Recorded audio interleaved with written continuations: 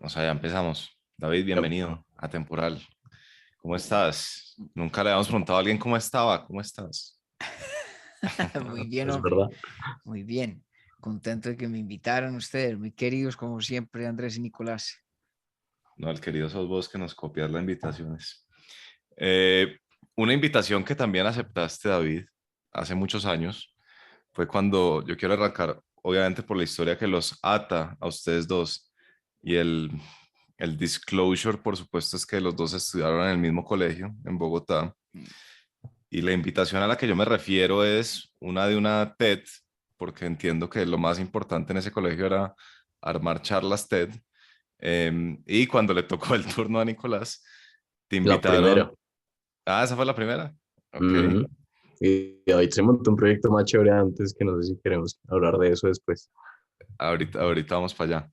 Pero entonces cuando armaron esa primera, en mi cabeza esto fue lo que pasó. Te dijeron, David, ¿por qué no venís y hablas sobre emprendimiento? Por supuesto, el tema que le interesa a la juventud. Y David aceptó, pero decidió hablar del emprendimiento más importante de todos, que es el emprender intelectualmente. Por supuesto, una gran jugada de jiu-jitsu para el mundo, la Ujú. juventud necesitada de empresas. Eh, pero en todo caso, eso fue lo que sucedió en mi cabeza. ¿Vos te acordás de eso, David, o no? Claro que sí, pero además, pues, de hecho no me acordaba que la invitación era Nicolás, debo confesar, No, yo creo que no fui pero yo, no fui yo. Yo estaba no, dentro del grupo organizador, pero probablemente no bueno, fui. bueno. Entonces mi no recordarlo es menos grave, entonces. Ajá. Em, pero yo creo que sí fue más o menos parecido. Yo creo que de pronto el único twist que le daría yo a esa reconstrucción de lo que me imagino tuvo que haber sido mi raciocinio era, bueno, pues me invitaban a hablar, pues listo, caminé, vamos, pero me pusieron un tema al que yo no sé nada y no tengo nada importante para decir, entonces démosle la vuelta, torzámosle el pescuezo al tema. Entonces, estoy seguro que fue algo en ese sentido que me condujo a ese postulado en lo absoluto memorable del emprendimiento intelectual. En todo caso, pues yo te digo que vi el video no hace mucho y me parece que con mucha elegancia lograste darle la vuelta hacia el emprendimiento intelectual. Pero hablarnos un poquito de eso, Hombre, gracias. cómo ha sido ese emprendimiento? Es que suena tan charro el emprendimiento intelectual. ¿Cómo ha sido el emprendimiento intelectual? No, no hablemos de emprendimiento intelectual, yo creo que ya es hora de desterrar No, ese eso que, término. además, yo no la he visto y creo que no la veré nunca, ¿no? Entonces, tampoco, creo recordar em, que utilicé el ejemplo de Christine Korsgaard, creo, sobre ay, yo creo que ya en esa época estaba apenas armando la, la teoría pues que ha estado defendiendo ya desde hace algunos años sobre una versión kantiana de los derechos animales, que eso pues en filosofía por razones a las que no tenemos que irnos ahorita, pareciera una contradicción en términos. Mm. Y esta vieja ha montado una teoría la berraca, pero la berraca alrededor de eso.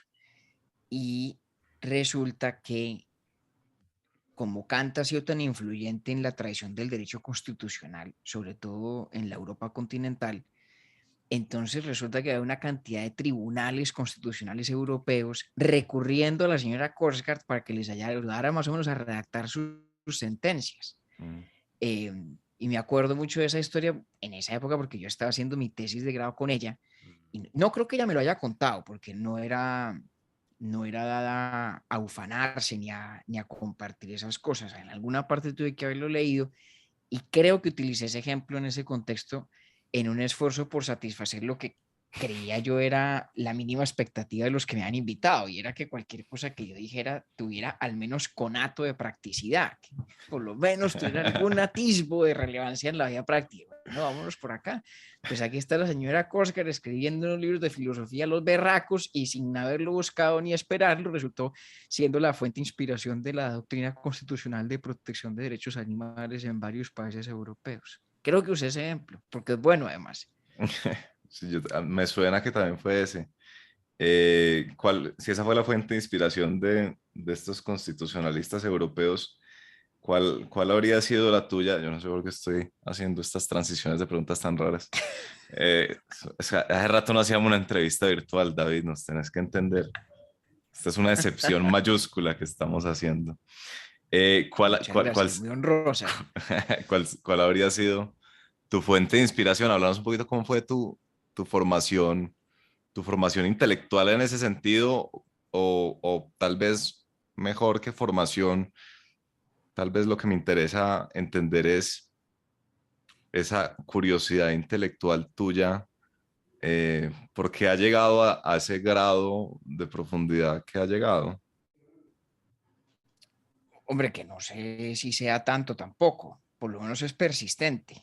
Mm, A ver, no, yo creo que hay personas que tenemos un temperamento propenso al deseo de saber, al deseo de entender, de conocer cosas. Entonces a mí siempre, desde muy chiquito, desde muy niño, pues, me gustaba leer y aprender vainas y entender y a veces pues extrapolándome respecto de lo que estaba preparado para digerir. Creo que el primer libro de filosofía que leí fue la Apología de Sócrates, cosa que pues no es sorprendente, pero si mal no estoy, me parece que después me dio por leer La genealogía de la moral de Nietzsche, que obviamente no entendí. Pues, ¿qué Uy, carajos iba a entender? Yo no sé si tenía, qué sé yo, 13 o 14 años, yo no sé. Pero pues una torpeza absoluta, una falta de criterio, digamos, confesa en la praxis. ¿Qué hacía yo cargando con ese libro? Pero mal que bien era una forma de responder a ese interés. Y la filosofía rápidamente también se convirtió, digamos, con el foco central de ese impulso, de ese deseo.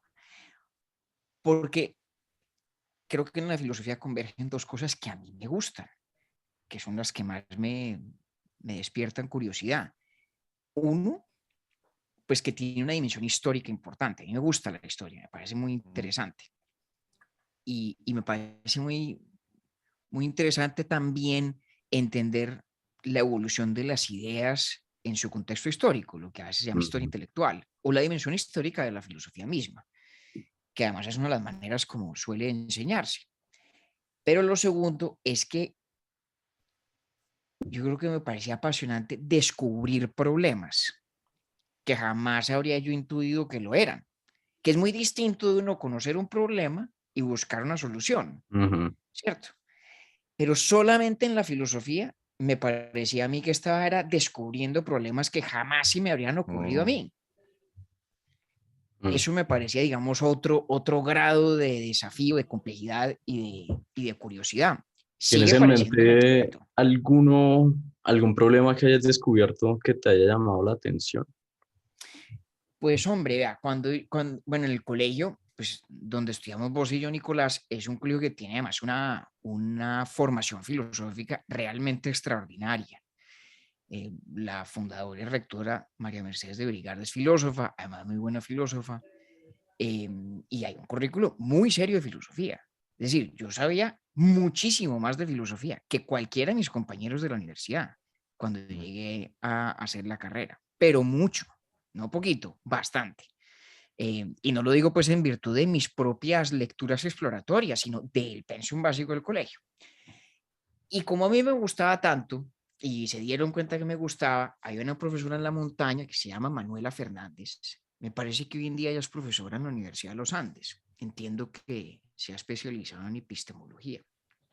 Manuela, que era muy buena profesora, eh, no recuerdo con ocasión de qué en concreto, me sugirió que me leyera el órgano de Aristóteles.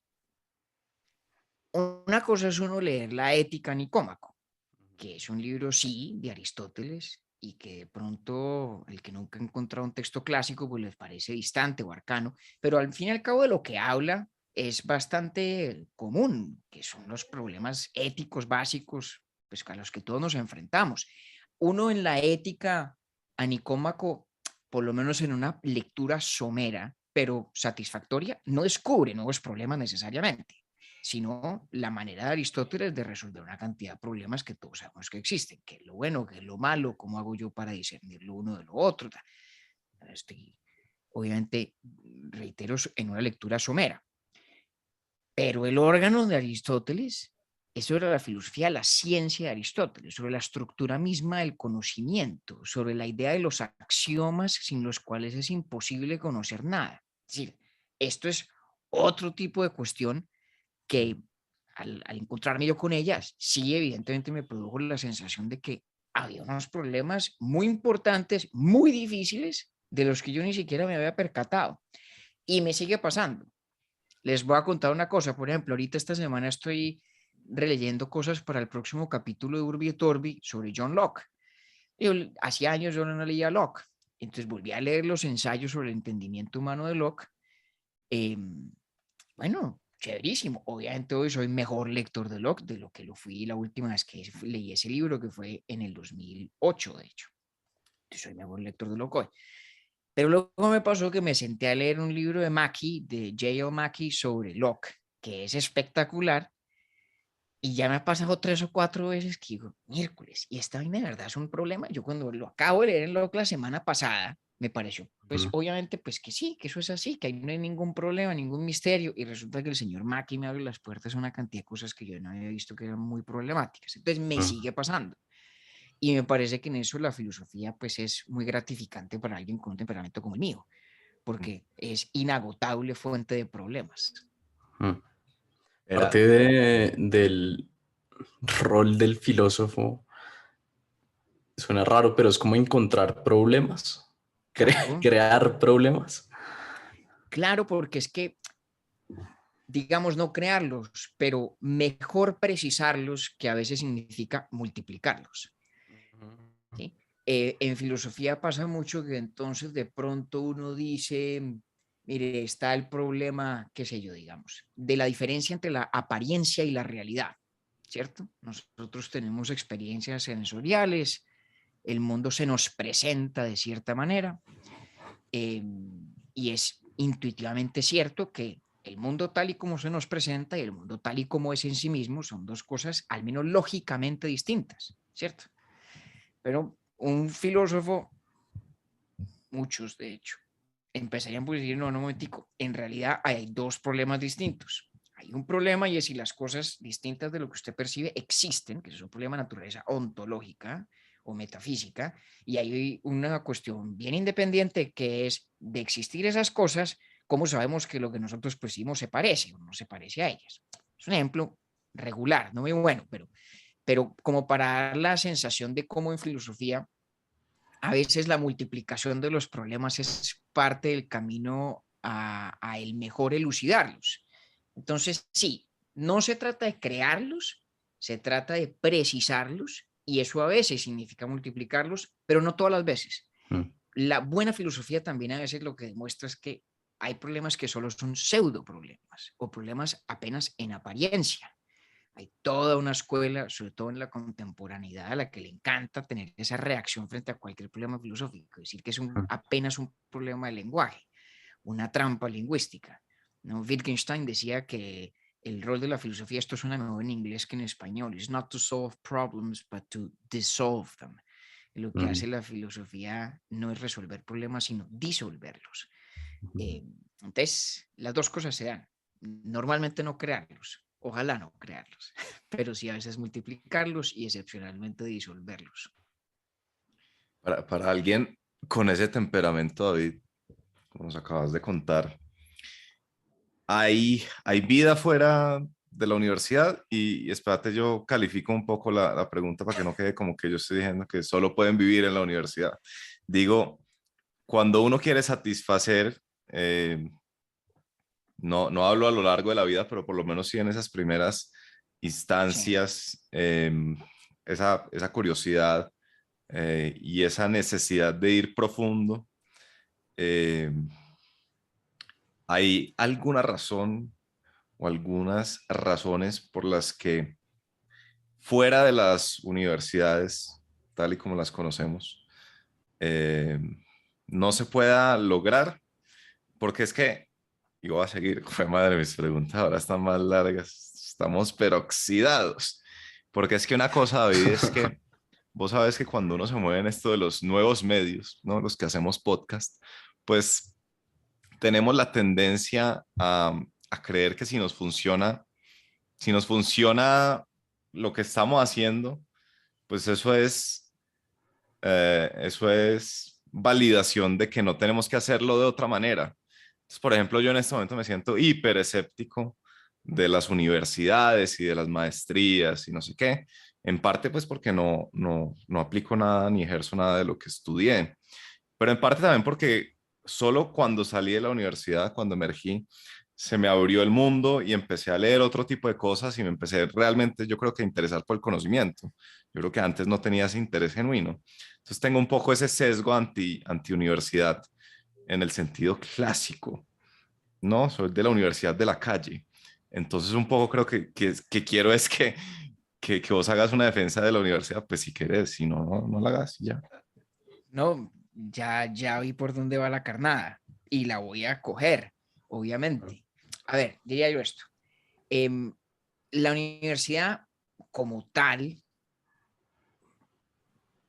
no tiene por qué ser el único ámbito donde uno pueda explorar nada. No tiene por qué serlo. ¿Qué es lo que pasa? Si uno mira o pondera cuáles son las características de la universidad que la hacen frecuentemente el espacio propicio para profundizar en ciertas formas del saber, se da uno cuenta de que esas características son muy difíciles de encontrar en otros espacios. Y entonces, digamos, la universidad se reivindica un poco por ausencia de alternativas satisfactorias que bien podría haberlas, pero que de hecho pues no las hay muchas. Mm. Entonces, para ser claros, uno para de verdad aprender de algo, pues ¿qué necesita? Bueno, no de algo, digamos, de disciplinas de cierto tipo, porque hay unas que son de saberes eh, prácticos en los que nada supera la experiencia, pero hay otras que son de saberes intelectuales. ¿Sí? Uno no aprende de filosofía labrando, ¿no? Pues tiene que sentarse a leer y sobre todo tiene que ponerse a conversar. Entonces, ¿qué es lo que creo yo que es decisivo para profundizar en ciertos saberes? O más concretamente, pues la filosofía, que es el que a mí me interesa. Uno tiene que, primero, dar con gente más inteligente que uno y que sepa más que uno. Segundo, tiene que, y esto está bastante relacionado con eso, tiene que tener buena guía sobre qué leer. Es que hay mucho. Y hay filosofía Mm. buena, regular y mala y pésima. Y no siempre es fácil saber.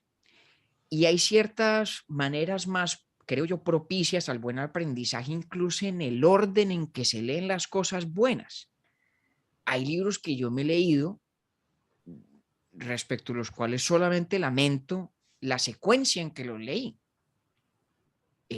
porque además ya nunca podré volverlos a leer por primera vez. Eso ya es una experiencia irrecuperable. ¿Con cuál la embarraste Y así uno, por pesado, último, David? Contá. ¿ah? ¿Con cuál de esos libros te ese fardo, equivocaste? ese fardo terrible. Pues, por ejemplo, yo creo que fue desafortunado para mí haber leído cosas de Nietzsche antes de leer Schopenhauer. Mm. Y no había leído Schopenhauer porque creí que iba a ser mucho más difícil de lo que en efecto resultó siendo. Cosas así me ha pasado. Pero entonces creo que, que lo que se requiere, en mi concepto, para uno de verdad profundizar más allá de cierto punto, que es el de la, digamos, el de un saber, repito, podríamos decir somero, pero suficiente, el que quiere más allá de eso, en filosofía al menos creo yo necesita gente más inteligente y que sepa más, que tenga más conocimiento, de manera que pueda impulsarlo a uno a mayor rigor y mayor precisión lógica y que lo sepa guiar en lo que hay que leer y en lo que es más interesante o más constructivo leer, pero sobre todo con la que uno pueda conversar. Entonces, si hay sitios fuera de la universidad que cumplen esas condiciones, pues magnífico. No hay ninguna razón por la cual la universidad tenga que tener en ese sentido un lugar de preeminencia. Eh, pero no creo que sean muchos. Y obviamente no nos hagamos los pendejos. También hay otro factor y es tener mecanismos de compensación contra la debilidad de la voluntad. Porque es que uno puede gustarle mucho un tema, pero hay días en que no le da la gana de leer. Hay días en que uno no quiere sentarse a escribir. Además porque escribir es muy útil para realmente aprender y a ponerlo uno a pensar. Y si uno no tiene que escribir porque o si no se raja, entonces pues no sé qué tanto escribiría uno, o por lo menos qué tanto habría uno escrito en esas primeras etapas formativas mientras le coge gusto al escribir. Entonces, también si reconocemos esa dimensión más sinceramente humana de las cosas, se vuelve más difícil todavía encontrarle un sustituto satisfactorio a la universidad, creo Mm. yo. Desde el punto de vista realista, pues no veo yo que haya muchas muy buenas alternativas, la verdad. ¿Cómo Debería fue? haberlas.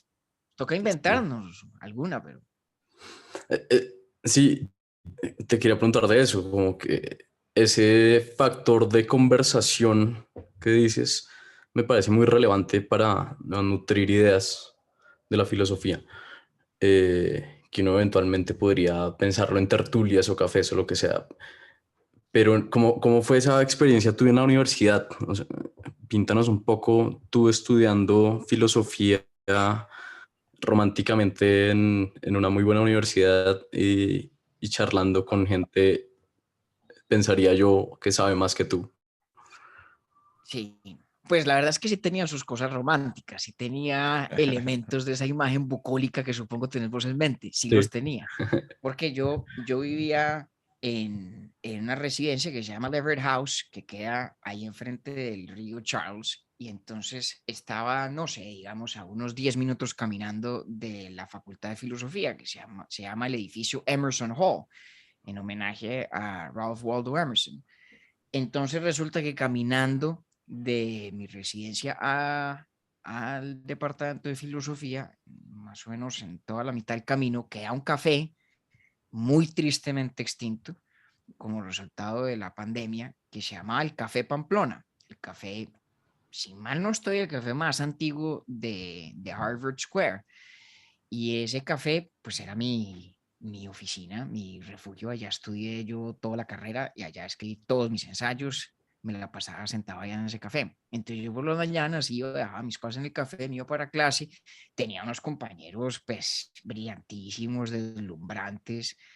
eh, y el sistema, pues, de educación americano tenía una cosa pues muy chévere, muy interesante, en la medida en que yo tomaba clases, obviamente con profesores pues muy eminentes, como Christine Korsgaard, de la que hablábamos ahora al principio, Ujú. pero todas las clases de cátedra, las que no eran seminarios de discusión, tenían además unas sesiones de discusión dirigidas por estudiantes doctorales de estos profesores.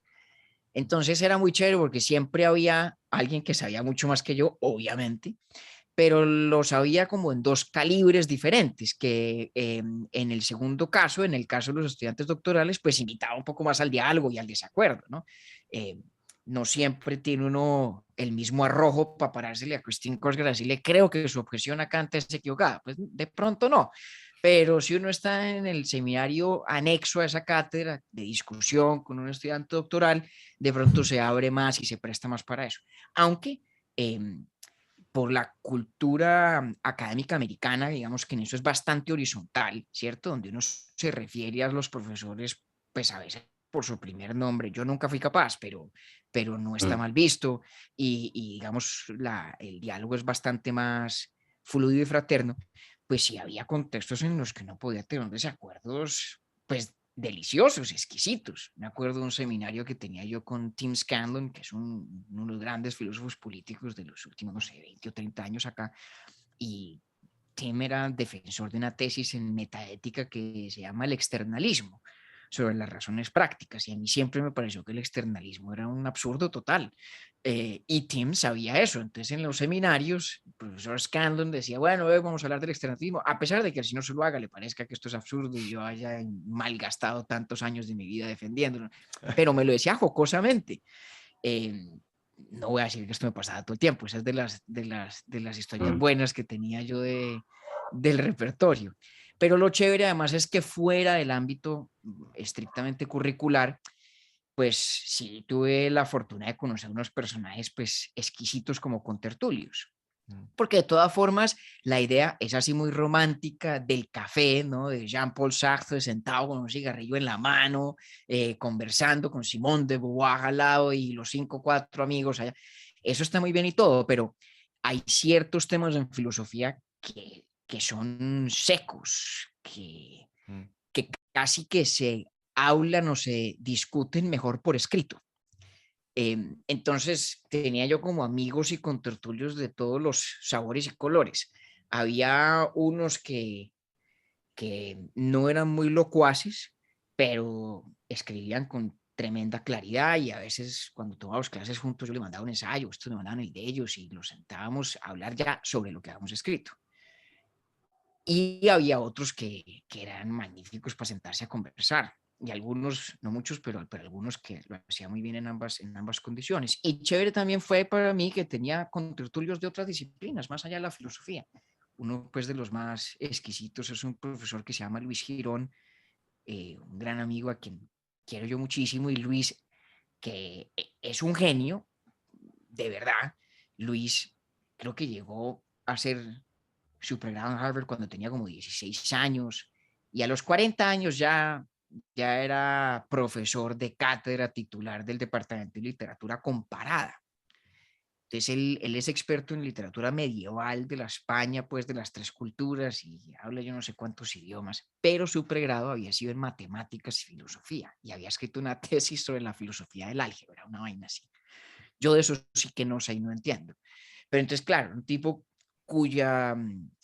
cuya formación académica le daba todo el rigor filosófico como contertulio, pero cuyos saberes, cuyos conocimientos en su mayoría eran de otras disciplinas. Entonces era delicioso. Con él yo recuerdo haber tenido sobre todo unas tertulias espléndidas sobre Spinoza, eh, precisamente por ese conocimiento increíble que tiene Luis de toda la tradición intelectual judía y hebraica en general. Y así, entonces sí tenía esos elementos de ese romanticismo que se imagina Nicolás, de mega Sí. contertulios, que lo hacía ¿Y, delicioso. y qué tanta espontaneidad había, David, a la hora como de seguir los intereses intelectuales ahí en la universidad? Es decir, vos escogías los ensayos según lo que querías satisfacer. Digo, pues los que había mayor flexibilidad de escoger el tema y eso. O era más algo calculado de yo me proyecto como un especialista en Rousseau y en no sé qué y en no sé qué. Eh, ¿Cómo fue esa relación y esa evolución? Bastante libre.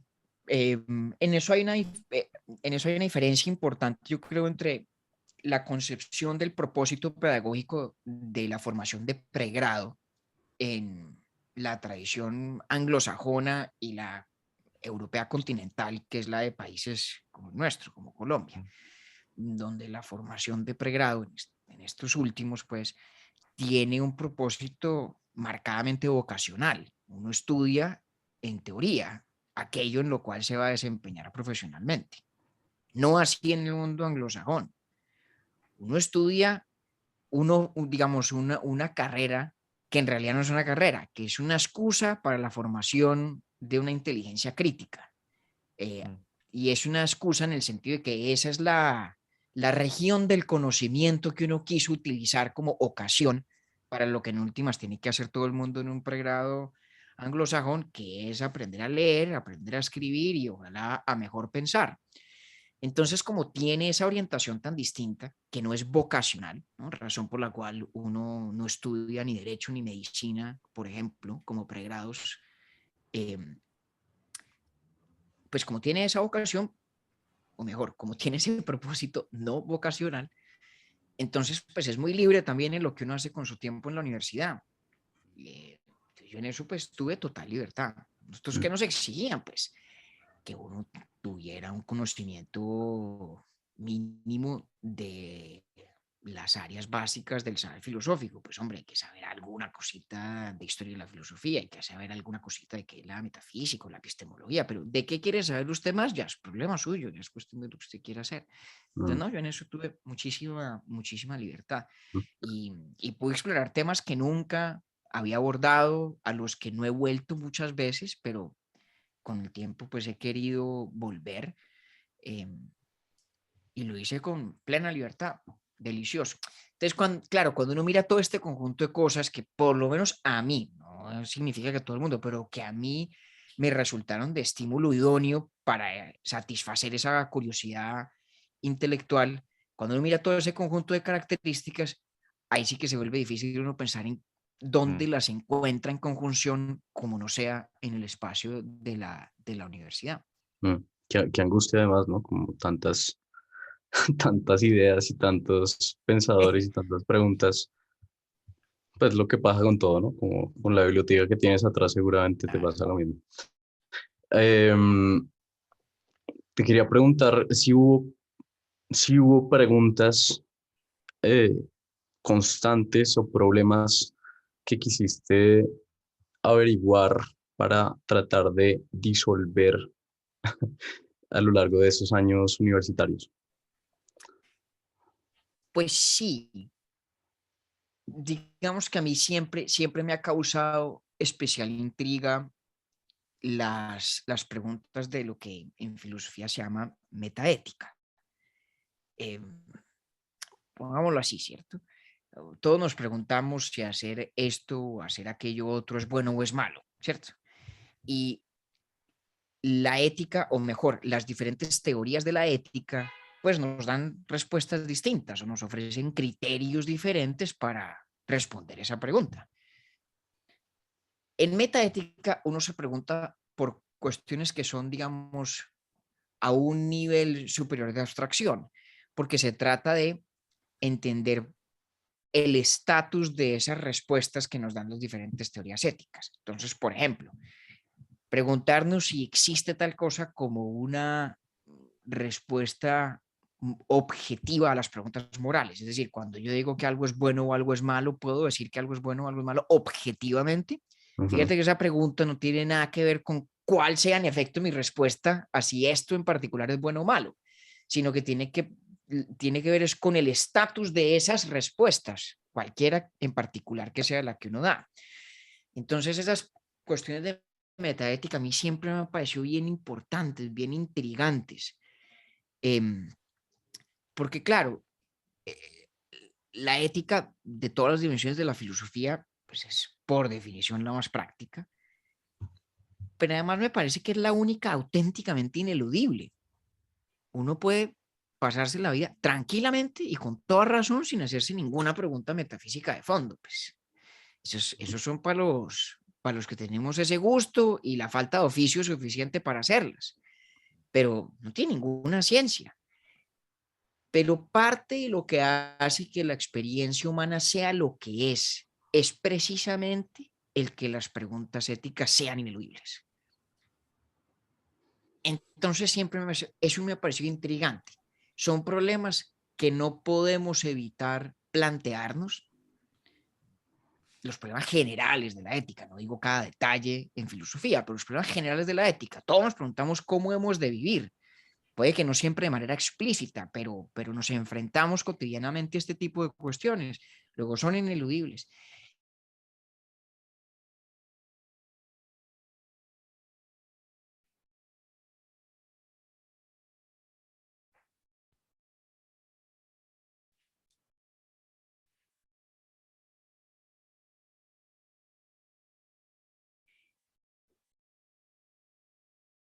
En un interés por temas específicos distintos.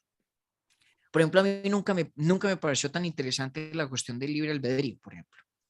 Mm. Nunca me pareció particularmente interesante.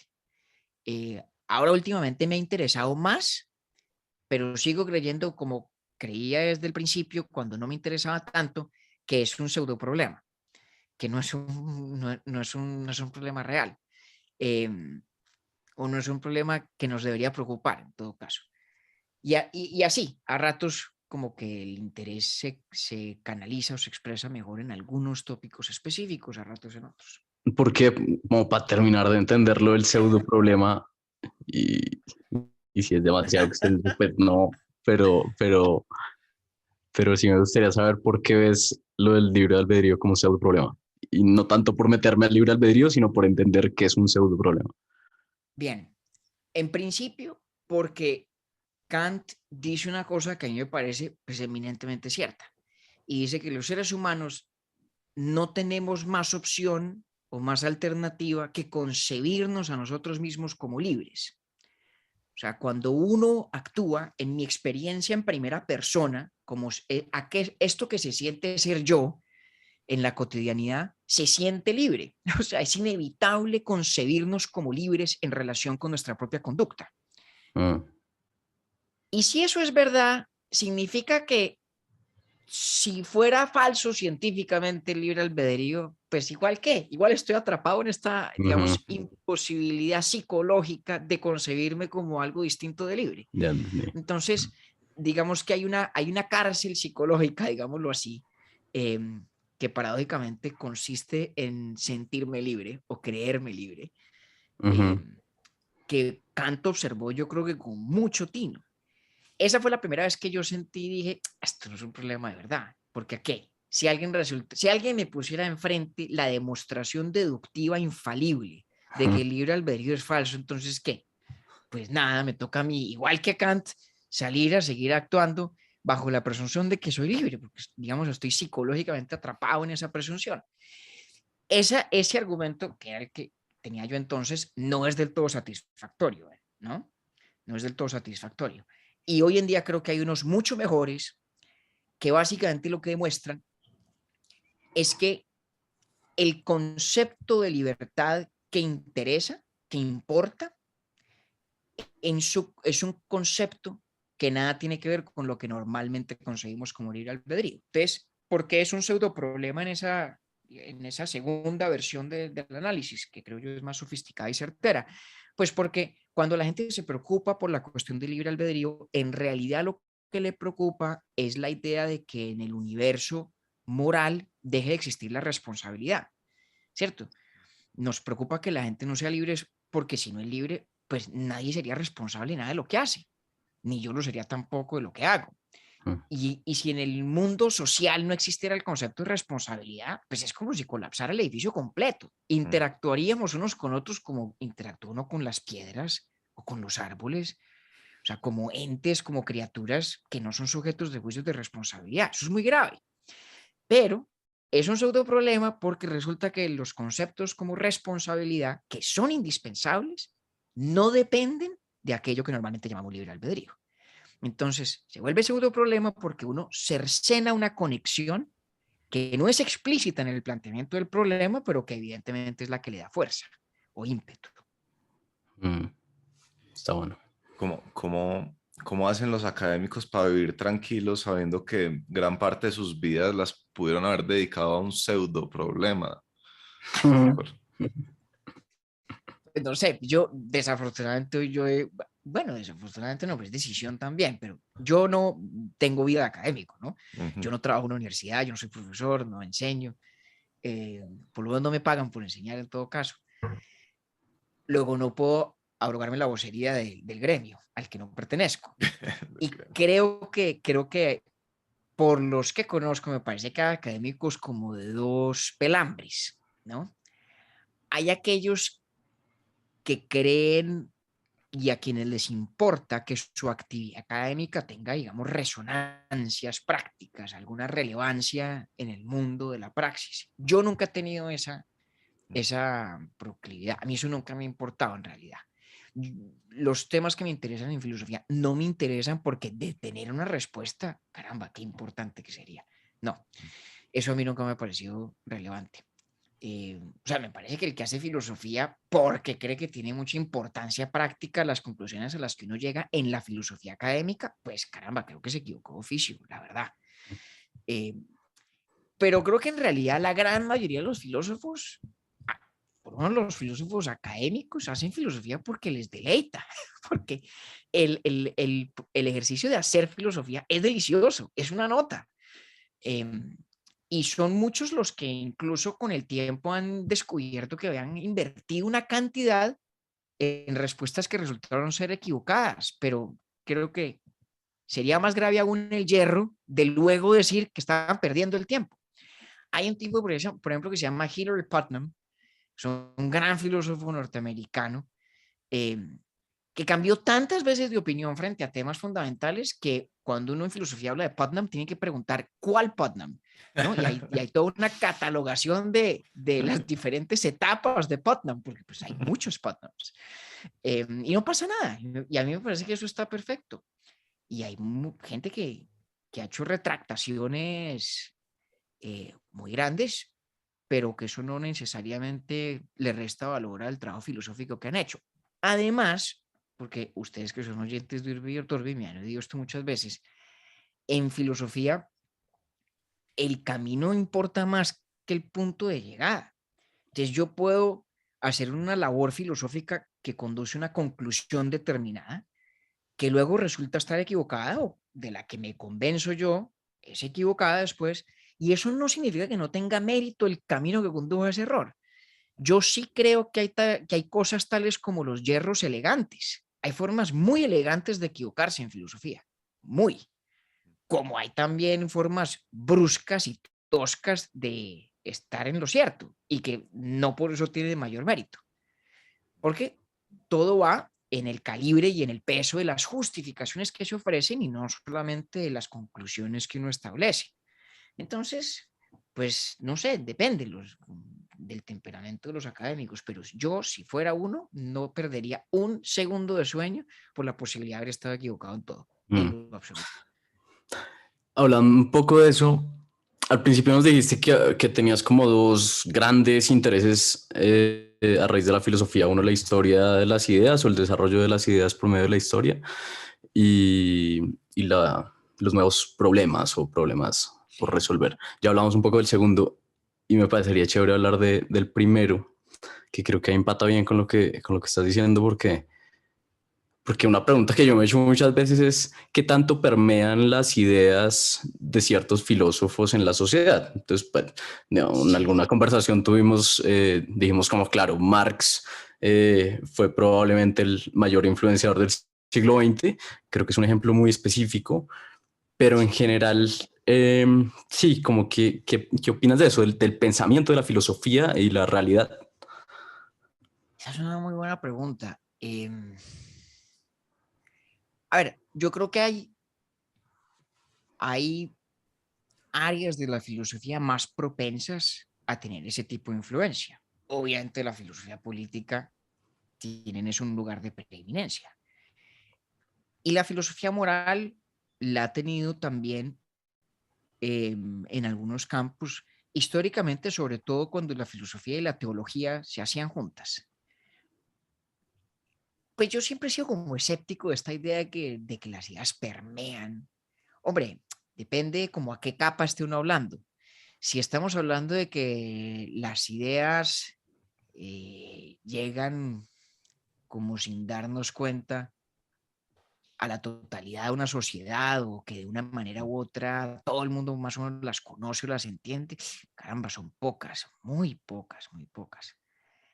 Y creo que en su mayoría no filosóficas, por lo menos no en origen.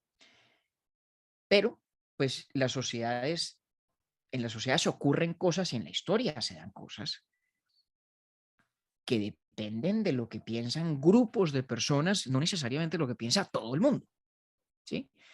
Entonces, vamos a ver, em, si nos trasladáramos al Parlamento inglés de finales del siglo XIX, estoy absolutamente seguro de que todos los miembros de la Cámara de los Comunes habían leído a Bentham y habían leído a John Stuart Mill y les parecía que Liberty de Mill encapsulaba todo lo que había que decir y saber sobre el concepto político de la libertad. Y puede que ningún otro inglés hubiera leído nunca Mill, pero las leyes o los actos del Parlamento inglés habrían sido perfecta expresión de esa cosmovisión. Entonces, el impacto de las ideas en el mundo pues se da por muchos conductos causales distintos. Y depende también del momento histórico, ¿cierto? Porque si uno se traslada al medioevo, pues evidentemente la, la asimilación de las ideas, primero tenía un universo mucho más reducido para empezar. Estamos hablando del mundo antes de la imprenta, donde la alfabetización era la excepción y no la regla. Entonces, hablar de ideas permear la sociedad, pues casi que es un anacronismo en ese contexto. pero sí es cierto que entre la intelectualidad del mundo entero había ciertos consensos, o mejor, del mundo occidental había ciertos consensos, porque había ideas que lograban preeminencia. Entonces, a lo que voy con esta evasiva, que es un pensar en voz alta en desorden, es a que esta cuestión de cómo las ideas permean una sociedad no es en realidad una sola pregunta, sino que depende de qué juzgamos como permear, qué damos por permear. Y hay ideas que llegan a un reducidísimo número de personas, pero que ese reducido número de personas tiene tal injerencia que para todos los efectos son más poderosas en sus consecuencias que aquellas otras que podrían llegarle a todo el mundo. Ujú. Y creo que en filosofía no son muchas la verdad, pero sí es cierto que el diálogo de la filosofía con los demás saberes sí le va dando forma a, a ideas que uno diría hacen parte como del milieu de algún momento determinado de la historia. Eso sí ocurre, eso sí es verdad y sí es importante. Eh, bueno, yo, a diferencia de algunos muy buenos filósofos, yo soy muy malo para inventarme ejemplos de cosas, pero eh, a ver, vamos a ver, por echarle cabeza a algo. Cuando Michel de Montaigne escribió los ensayos, digamos que fue un verdadero descubrimiento para la intelectualidad europea, una posibilidad que para nosotros hoy es una idea que para nosotros es perfectamente familiar, que es el relativismo moral. La idea de que lo que es bueno y lo que es malo cambia según la sociedad y la comunidad en la que uno nace y crece. Y eso pues para nosotros es una observación más o menos obvia, pero que para la Europa del siglo XVI fue un descubrimiento, claro, ayudado además por el descubrimiento de América y todas estas cuestiones, pero no existía la antropología. Nadie había visto un documental de los indígenas en una comunidad que es Mm, distinta a las nuestras en sus hábitos vitales. Pues eso no existe. Entonces, ujú. sí hay ideas que aparecen en parte con el apoyo o con la elaboración de la reflexión filosófica que se vuelven importantes y que antes de pronto no tenían Mm. mayor importancia. Mm. Sí, Sí.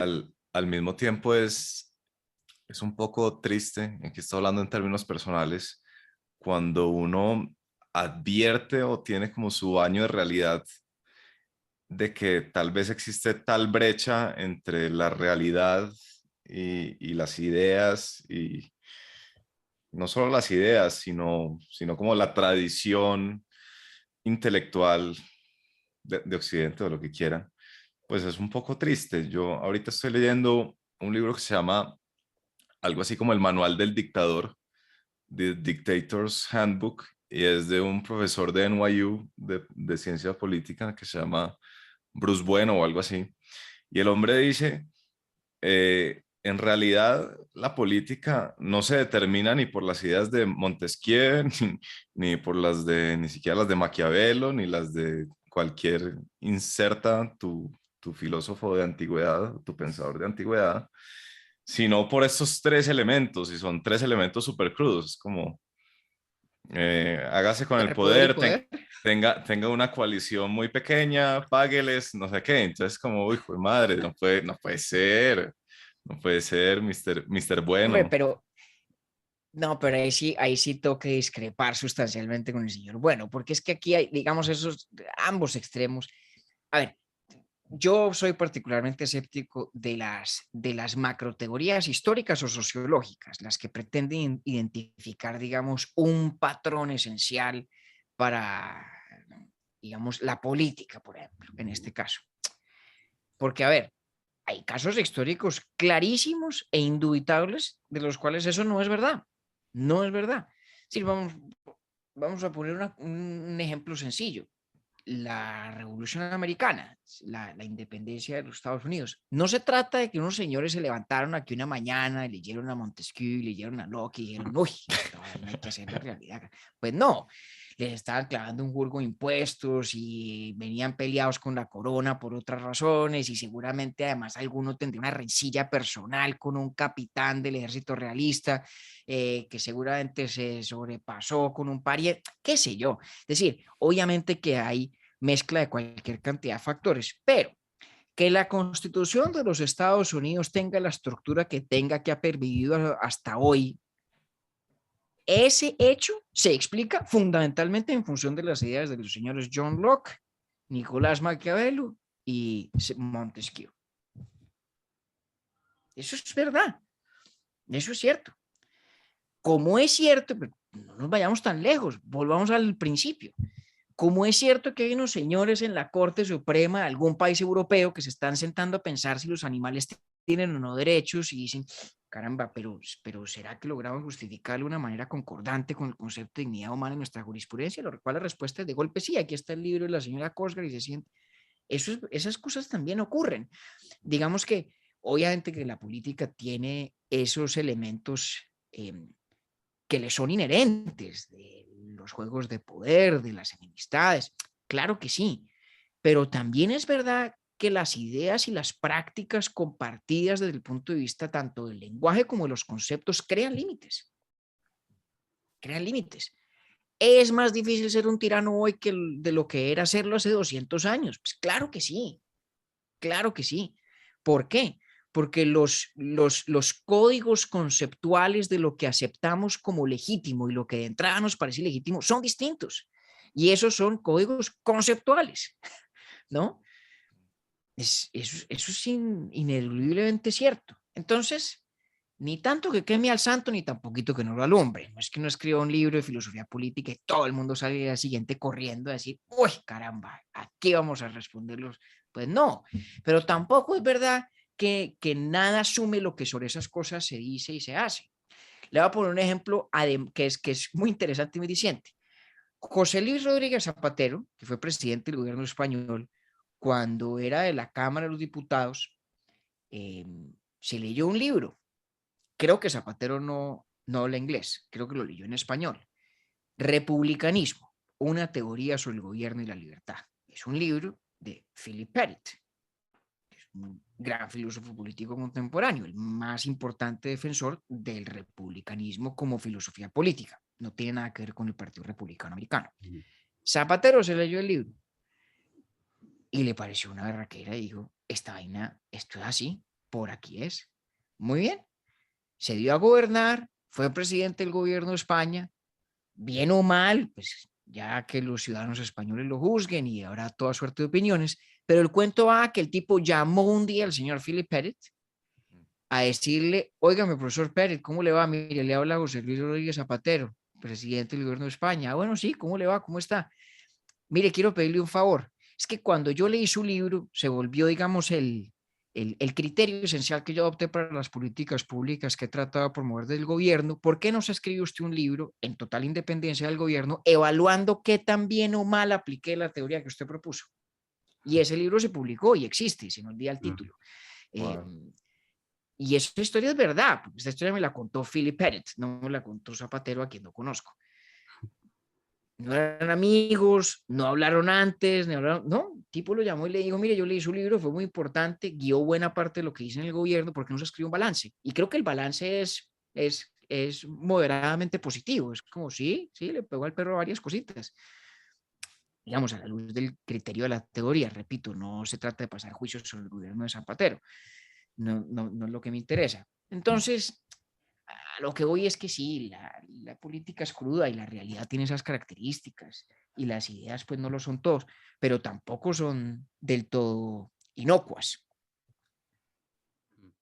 Sí. Hay cambiando un poquito de tema, hay una serie que probablemente los filósofos odian, pero para nosotros que nos gusta la filosofía o nos interesa la filosofía, es chévere, que se llama Merlí, no sé si la has visto, David. Ay, hombre, me la han recomendado tanto y no la he Eh, visto. Esa y The Good Place son las dos que me han recomendado. sí, yo no me he visto The Good Place tampoco. Pero Merlí me parece que tiene algo chévere y narrativamente chévere, y es que cada capítulo es una clase de filosofía y obviamente hay una trama alrededor y la trama lleva a que se aplique un poco una idea del ¿Ya lo ves? filósofo en la trama. Pero lo que te quería preguntar con esto es si te pasa un poco la Merlí, no en el día a día, por supuesto, pero que la filosofía haya ido también moldeando la forma en la que tú abordas la vida de distintas maneras con, qué sé yo, cualquier principio que para ti es relevante o lo que sea, que tanto influye la filosofía en tu pensamiento diario.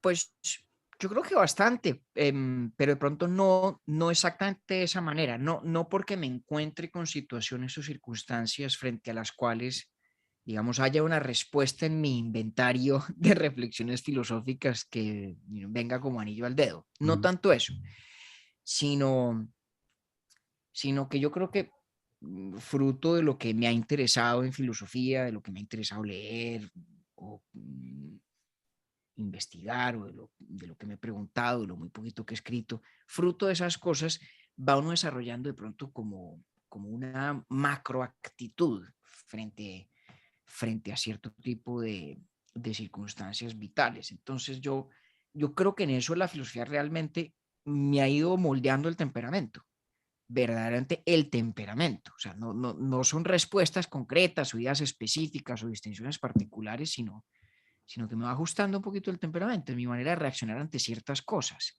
Mm. Entonces, por ejemplo, a mí no me preocupan tanto estas preguntas que mucha gente le inquietan sobre el sentido de, sí, sobre la importancia profunda y real y cósmica que tienen las cosas. A mí eso no me inquieta en lo absoluto. Fruto de pensarlo desde la filosofía, en cuyo ámbito he llegado a la conclusión de que no existe tal cosa como la importancia cósmica. Y por lo tanto, la única forma de importancia que existe, y aunque suene paradójico, la única que importa es la importancia en relación con las experiencias vitales de quienes están vivos. Eh, Mm. entonces, eso hace que yo frente a ciertas circunstancias tenga, digamos, como de pronto algún grado de desapego emocional, pero no en el sentido de apatía, sino de que no me despiertan inquietud, no me despiertan ansiedad, que de pronto otras personas sí, por, por ese tipo de disposición temperamental. No sé si estoy siendo muy vago, muy abstracto por no dar un Es ejemplo, pero como el típico todo pasa por algo y que la gente le quiere dar un sentido. por ejemplo, yo creo que eso es falso, obviamente, Ajá. pero no me inquieta que lo sea. Ujú. Mm, Mm, Me deja perfectamente sereno el que no sea cierto, no siéndolo. ya. Sa- Sí, sí, Andrés. sabe David, y discúlpenme si elaboro durante 4 párrafos, pero ¿sabe cuál es la pregunta que me causa más curiosidad sobre usted? ¿Cuál? ¿Usted por qué trabaja? Y voy a elaborar. Voy a elaborar. Hombre, si yo supiera la respuesta. No, y de hecho voy a plantear la pregunta de esa manera. Digamos, ¿esto ha sido algo intencional o ha sido simplemente que la vida se va dando así, no hay que echarle tanta cabeza? Y me refiero a lo siguiente. Vos, me encanta mi transición entre el vos y usted es digna de un estudio. Esta vaina la debería. Eh, Vos estudiaste doctorado en filosofía, ¿sí? O sea, llegaste Sí. pues no lo quisiste admitir ahorita, pero un grado de profundidad por lo menos superior al de tu ciudadano promedio.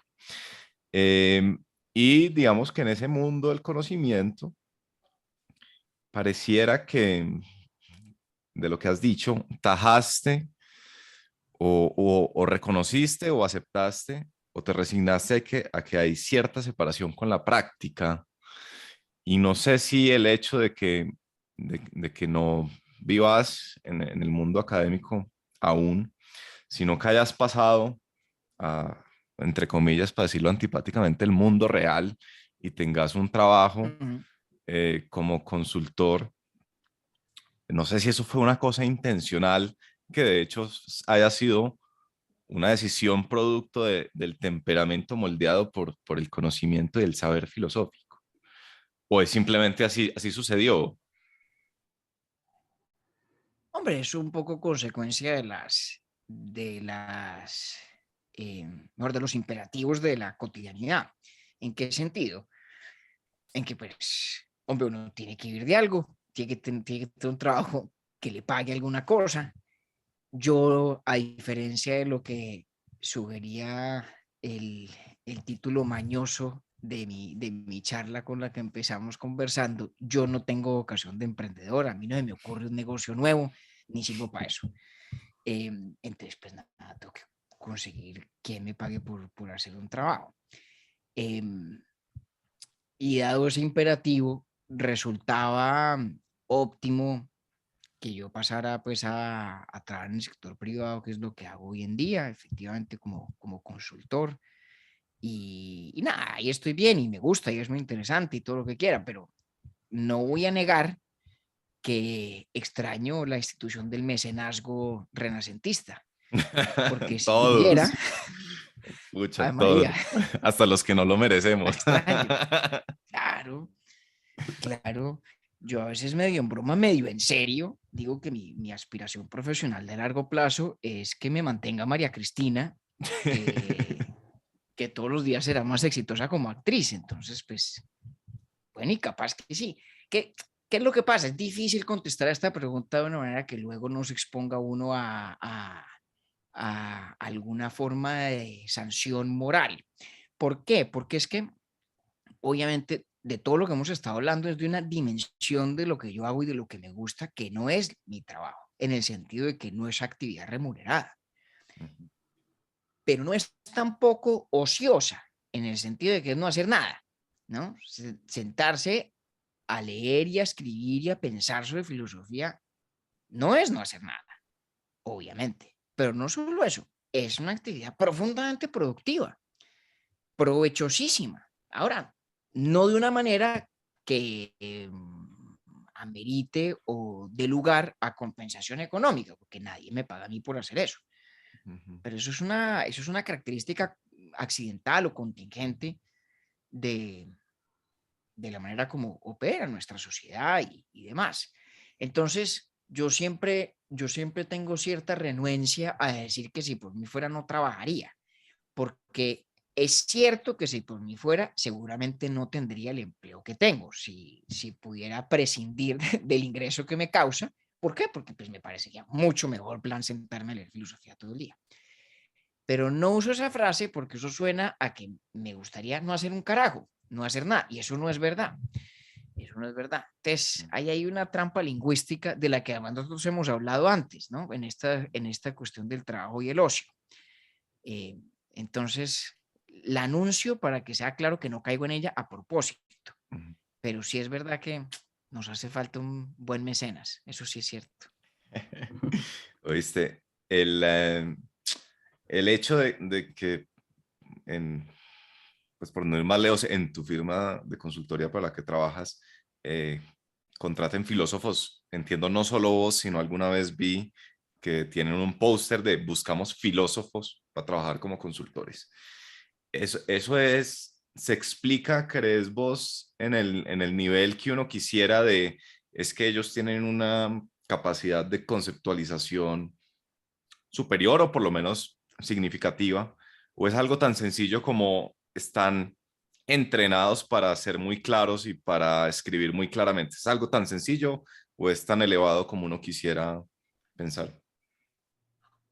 A ver, pues en honor a la verdad, al menos estas firmas de trabajo yo y otras también, el interés en contratar personas que han hecho doctorados en disciplinas académicas de todo tipo, porque no son solo filósofos y no son solo humanistas, sino muchos científicos también, yo creo que tiene que ver con el valor que le confieren a la variedad o a la diversidad cognitiva.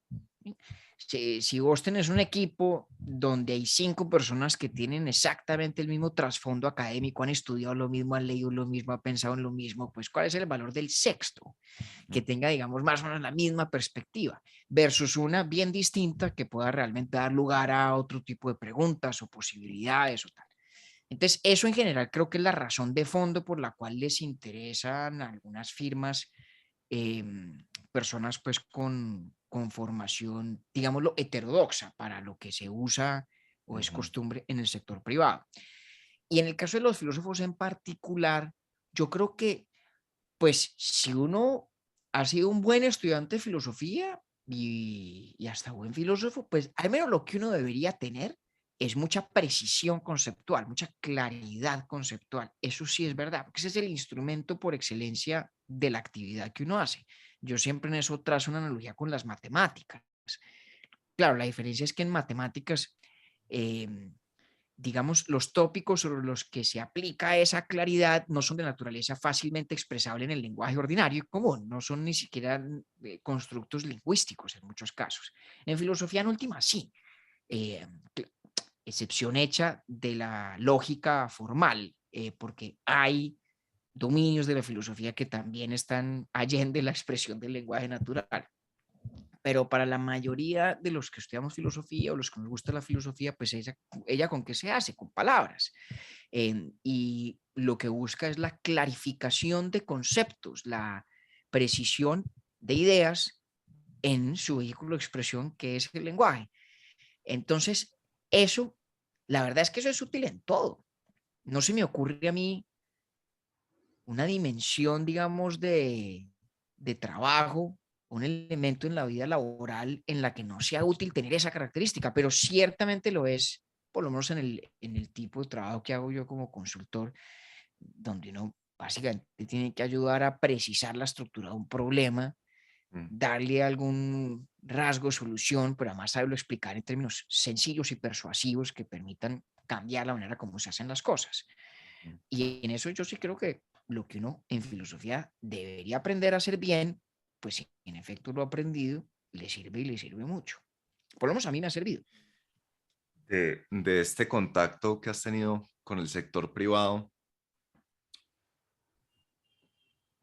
que digamos que, ¿qué posición, no puede ser una muy buena pregunta, pero qué posición tenés respecto un poco esta idea de que de que el mundo real y que el mundo empresarial no está tan sometido a la buena conceptualización y a la buena estrategia como a simplemente la, la práctica y la experiencia y el aprendizaje? Es un poco lo que estoy intentando poner es, de un lado, la Sí. mentalidad startupera de no traiga filósofos y antropólogos a que discutan qué hay que hacer, sino haga algo y después ajustamos sobre el rumbo. Y del otro lado, los filósofos y los antropólogos diciéndonos que esto hay que entender mejor el problema y hay que precisarlo. Eh, Casi como si uno quisiera creer que las ideas sí tienen traducción efectiva en el mundo real, ¿cierto? Mm, mm. A ver, si te sigo el hilo de la pregunta, me parece que tiene como dos aristas. Creo que una parte de lo que me estás preguntando es qué tanto puede haber algo así como una ciencia de la gerencia, de la administración, de la estrategia, qué tanto es válido teorizar sobre esas cosas de tal suerte que uno pueda decir cosas generales, pero a la vez veraces y prácticas. La verdad, yo creo que la respuesta es muy poco. O sea, lo que se llama, digamos, management science, me parece a mí, la verdad, que es un pseudoscience. Eh, hay áreas de la vida humana y de la vida social, pues que no son susceptibles de elaboración científica, ¿no? Y donde lo único que hay que es útil son ejemplos o patrones más o menos observables que son de utilidad. Entonces, claro que hay cosas generales para decir sobre estos temas, pues sí, claro que las hay, pero me parece que no tienen por qué tener especial rigor científico porque no es una disciplina que se preste para eso, no es un área del saber que se preste para eso.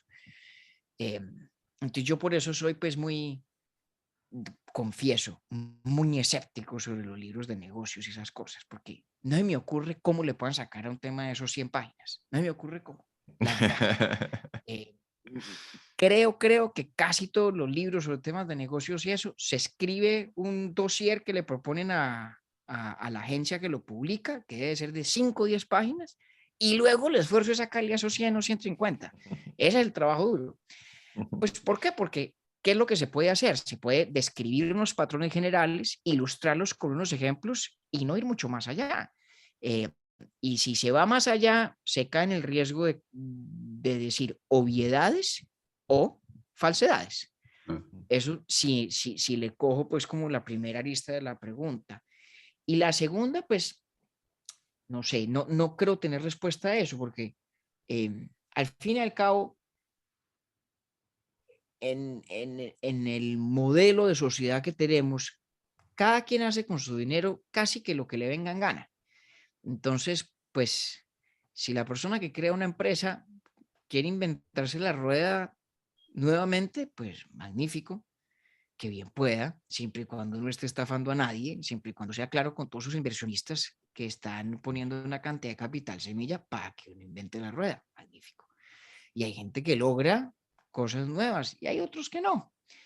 Y eso me parece que no tiene, no estoy seguro que eso sea algo sobre lo que amerite tener posición de principio.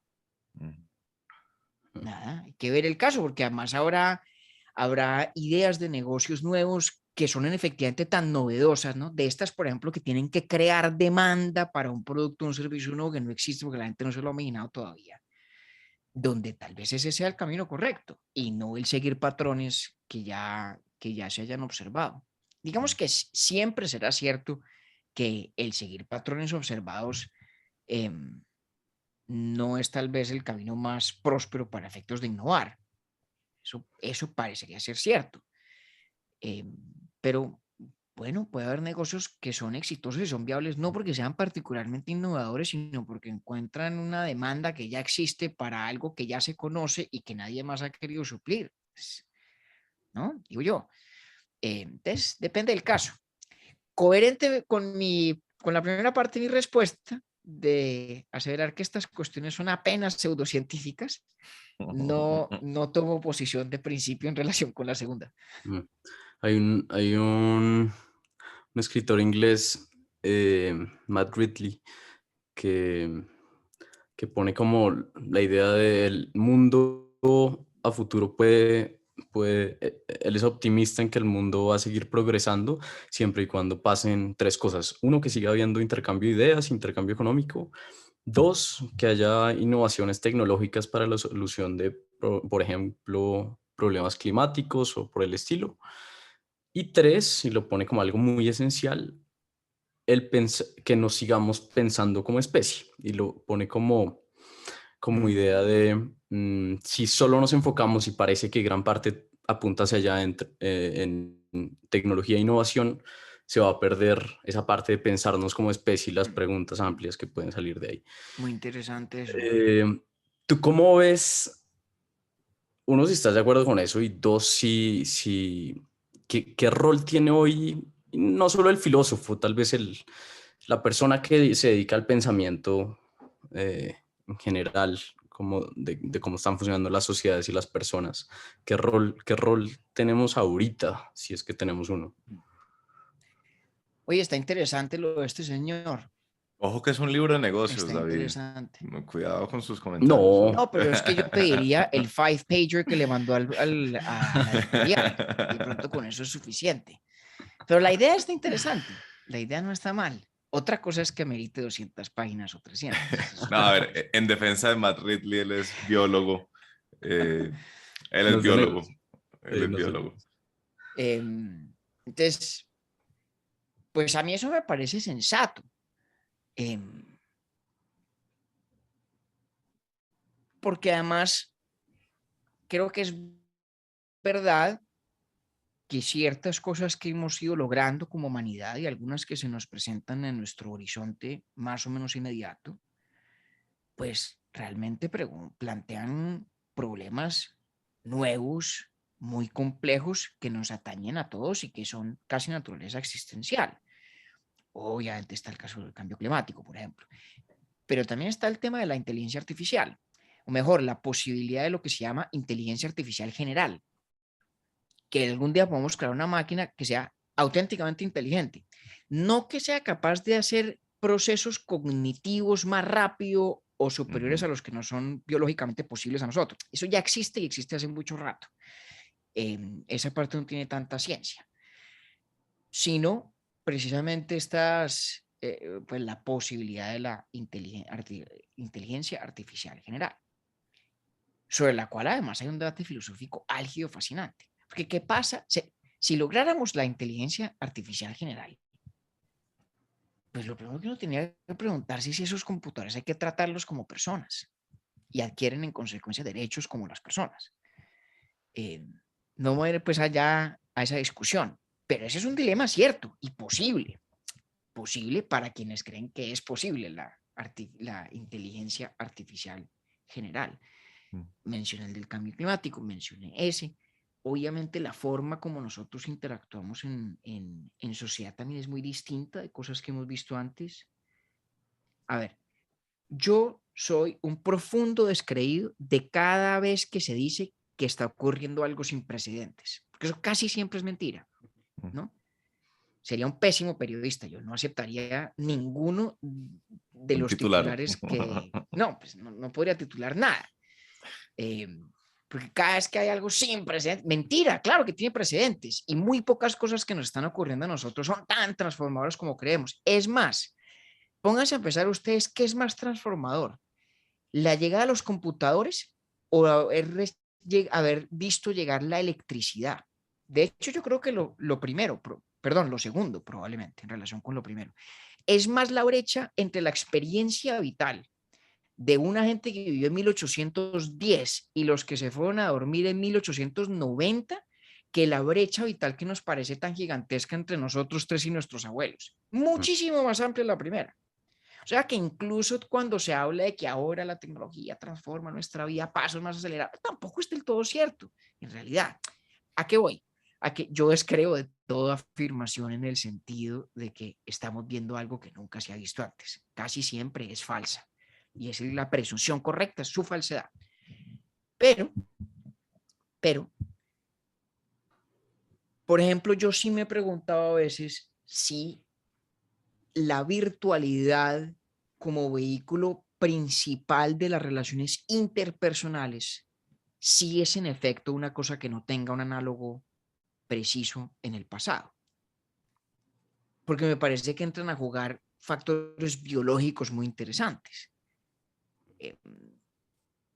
Los avances o progresos o simplemente cambios de la vida civilizada en los seres humanos tienen una característica que puede ser un problema y es que van mucho más rápido que el tiempo evolutivo. Nuestras características biológicas como especies son propicias a tiempos muy anteriores a las características del mundo social en el que habitamos. Y si nuestra psiquis está diseñada para que la interacción interpersonal y, por ejemplo, nuestro repertorio emocional dependa de aspectos de la comunicación que no son replicables en la virtualidad, como el contacto físico, por ejemplo, sí puede ser posible, estoy aquí pensando en voz alta, no van a creer que es que yo tengo una teoría elaborada sobre esto, sí podría ser posible que devolverse a la virtualidad del vehículo principal y no uno complementario meramente de las relaciones y las interacciones interpersonales, se produjera una distorsión de nuestro inventario cognitivo y emocional. Eso me parece posible. Y no he podido todavía encontrar un precedente que pueda ratificar mi principio con el cual empecé de que casi nada carece de precedentes análogos. Todo esto para decir que aún con el escepticismo que tengo yo de cara a las supuestas transformaciones, pues como nunca nada antes visto, a pesar de eso, sí me parece que siempre estamos abocados a problemas nuevos que son de naturaleza existencial, que me parece que caben muy bien dentro de la categoría de este escritor que estabas mencionando vos ahorita, Nicolás. Y obviamente no son preguntas que sean propiedad de los filósofos o propiedad de la filosofía, pues son preguntas que la humanidad tiene que resolver o con las que tendrá que encontrarse, sí o sí. Y puede que la resuelva, puede que no. Y a lo mejor si no la sabe resolver, pues nada, nos jodemos todos, que es lo que nos puede pasar con el tema del cambio climático. Pero pues ahí caben los filósofos, como cabe todo el mundo, caben los historiadores, para que nos recuerden que casi todo tiene precedentes, caben los antropólogos, cabe todo el mundo. Creo que más que reivindicar el lugar de un oficio o de una profesión o de una disciplina, lo que es cierto y me parece torpeza desconocer es que siempre vamos a necesitar un tipo de reflexión, que es la reflexión que se llama en términos muy, muy generales humanística. La misma razón por la cual seguimos escribiendo novelas y seguimos leyéndolas y seguimos leyendo las novelas viejas. Entonces, confluyen esas dos cosas. que seguimos siendo los mismos en esencia, pero que nuestra realidad se transforma muy rápidamente y eso nos obliga a volver a las mismas preguntas fundamentales de siempre, pero además a tener que siempre replantearlas o reajustarlas, adaptarlas a esas circunstancias cambiantes. Porque con esto termino, porque me he alargado mucho pensando en voz alta. Si bien es cierto que casi nada que ocurre carece de precedente, también es verdad que nosotros no estuvimos vivos en los precedentes. Entonces, debo reconocer que mi tesis, que es una tesis de observación histórica, tiene menos peso del que parece, porque al fin y al cabo el hecho de que algo tenga mucho precedente no significa que yo haya vivido en ese precedente. Entonces, para mí es igual de transformador que lo que sugiere el titular. O sea que, bueno, nada, al final parece que nuestros queridos periodistas salieron más reivindicados de lo que yo pensaba. David, Camilo, el productor de Urbi et Orbi, eh, es, es futurólogo a morir. Ese tipo todo el día Total. habla de NFTs y de vainas y no sé qué. Y yo cada vez que hablo con él, pues yo me convenzo de que yo quiero seguir viviendo en el pasado. Yo no quiero el mundo que Camilo quiere traer a la realidad. A mí no me inviten. Vos sospechos, sos un poco más, eh, no sé el término, más enamorado del pasado, pasadólogo que futurólogo. Eh, Eso es así y ¿qué hay detrás de tu interés por la historia? Porque mucha gente podría interesarse por la historia un poco en esta idea de buscar patrones, ¿no? Y conocimiento, sí, conocimiento de los antiguos, eh, y cosas de este estilo. Sí. Y también recuerdo que vos dijiste que no leías biografías. Eh, Casi no. Contanos un poquito de esa pasadología. Pues a ver, hombre, sí, yo creo que a mí, ¿qué es lo que pasa? Es que aquí se vuelve una reflexión circular. Claro que a mí me da cosa que me parece como que el pasado suena bien, pero claro, porque yo no estaba allí y porque me da culillo el futuro que desconozco esos detalles, para luego darme cuenta además que esa sensación es la más antigua de todas, ¿no? O sea, todo tiempo pasado fue mejor, que es una frase de Manrique, en las coplas a la muerte de su padre, pues ya en ese momento era vieja, ¿no? Entonces, pues hasta eso resulta también cíclicamente repetitivo. A mí el tema de la historia me gusta por muchas razones. Fíjate que a mí esas que a las que vos aludes me parecen súper legítimas. Eh, Hay una gran tradición de, del saber histórico alrededor del encontrar patrones y sobre todo de los patrones ejemplares, las vías paralelas de Plutarco, por ejemplo, ¿no? Que es un libro fantástico, pero que es un libro edificante. Es para que no lea las cosas que hizo Julio César y aprenda de los errores que cometió y aprenda los aciertos de Alejandro Magno y no sé qué tal.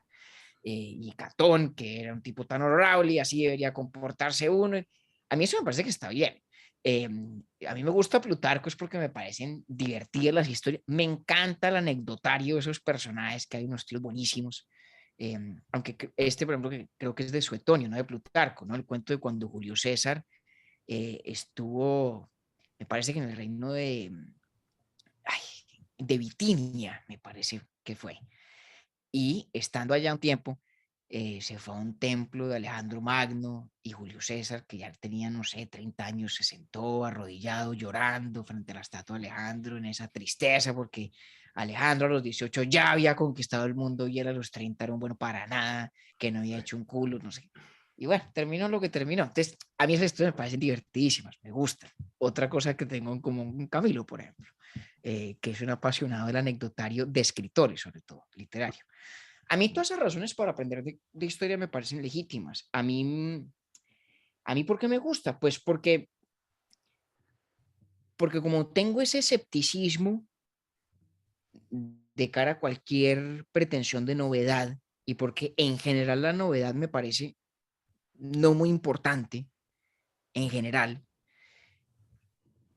intuyo que casi todo se explica en función de sus precedentes. Entonces, si uno quiere entender algo, pues tiene que echar para atrás.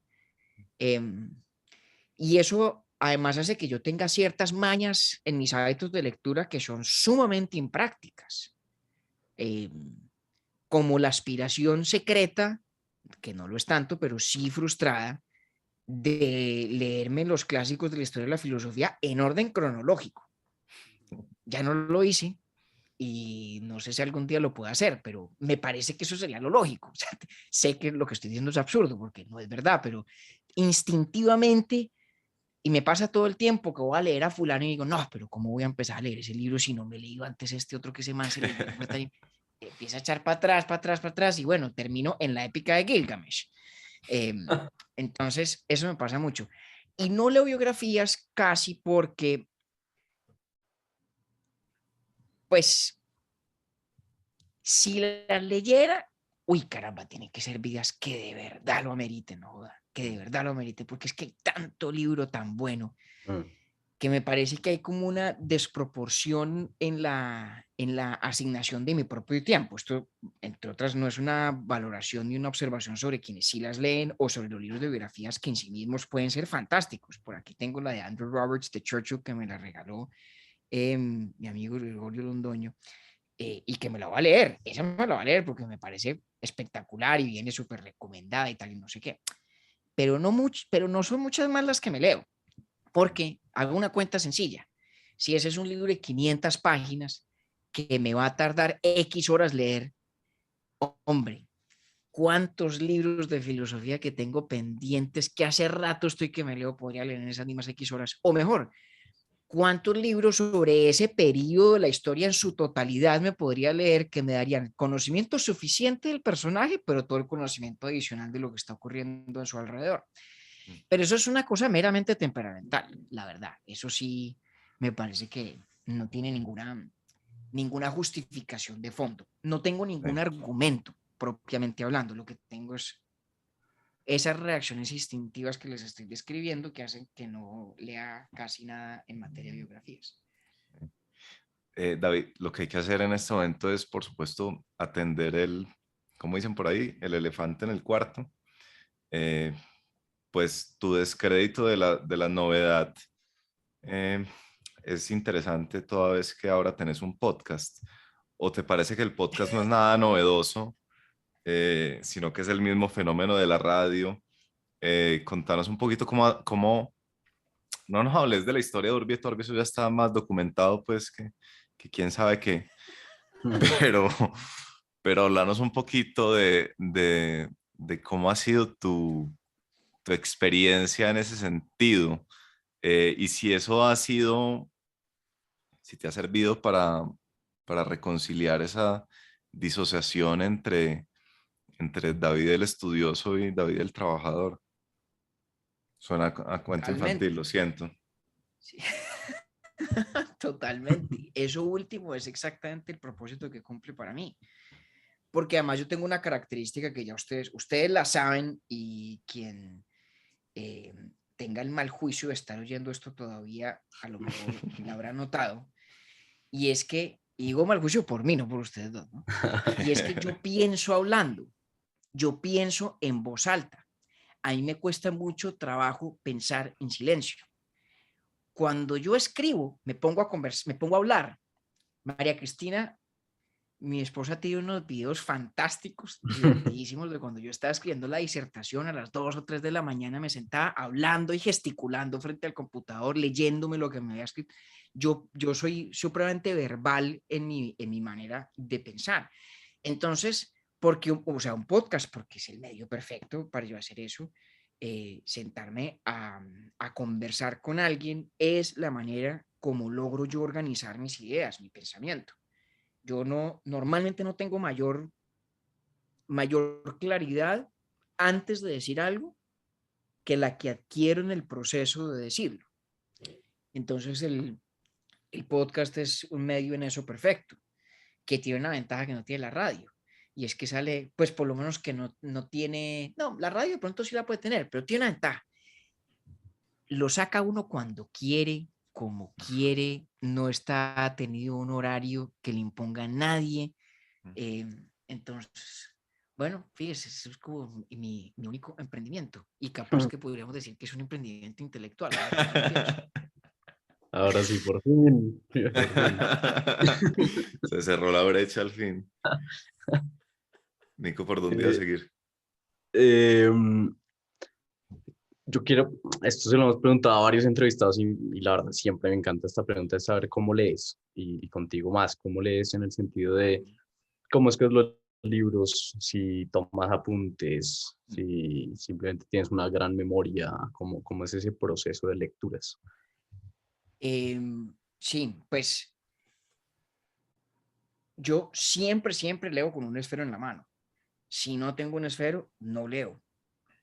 Y además uso un tipo de esfero específico, de un tipo de tinta que es menos acídica que la tinta común y corriente para que no carcoma las páginas de los libros tan rápidamente en el tiempo.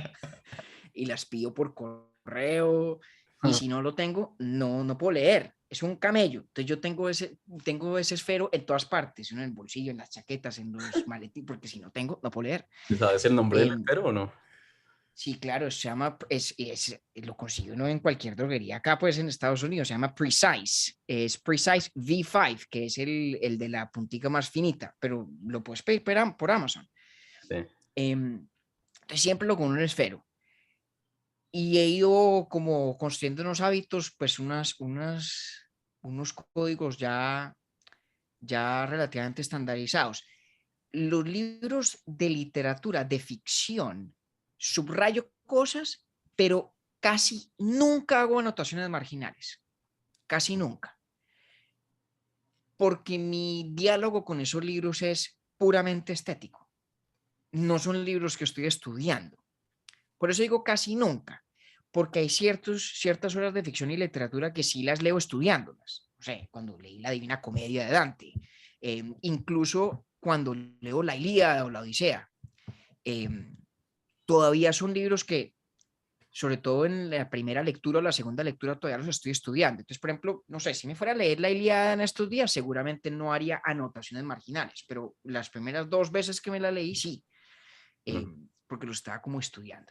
Entonces, dependiendo de qué tan intelectualmente comprometido esté en el diálogo con los detalles del libro, que es distinto estar estéticamente comprometido con la experiencia de leerlo, en función de eso hago o no anotaciones al margen, pero siempre subrayo, aunque soy mucho más modesto en lo que subrayo en libros de ficción.